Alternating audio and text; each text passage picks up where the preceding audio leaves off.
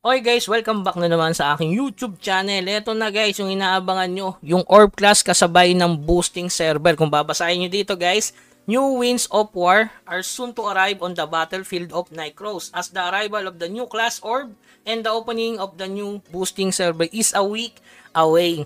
Kasi nga magkakaroon ng merge sa 23, yung NA at saka SA.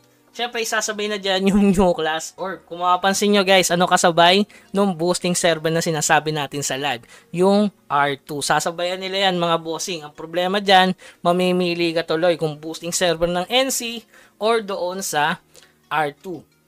So sa akin guys, siguro pwede naman pagsabayin yan. Ang problema lang, mawawala yung focus doon sa isang game. Sa tingin ko lang. Pero yun nga, napaka-solid yan. New boosting, ibig sabihin mas mabilis yung pa-level dyan kesa dun sa naunang boosting server.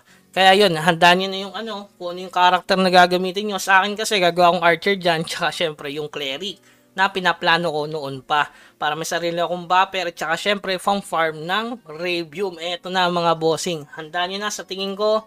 Baka yan isa September 30 nga, kasabay nga nung R2. So yan, pag-isipin nyo kung maglaro ba kayo ng R2 or boosting server dito sa Nightcross. Kasi yun na yung pagkakataon na pwede kayong makahabol pagdating sa level. Hindi naman totally, no? Mas mabilis kasi magpa-level dyan compare sa normal server.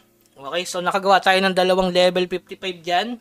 Na character na ngayon is level 60 na.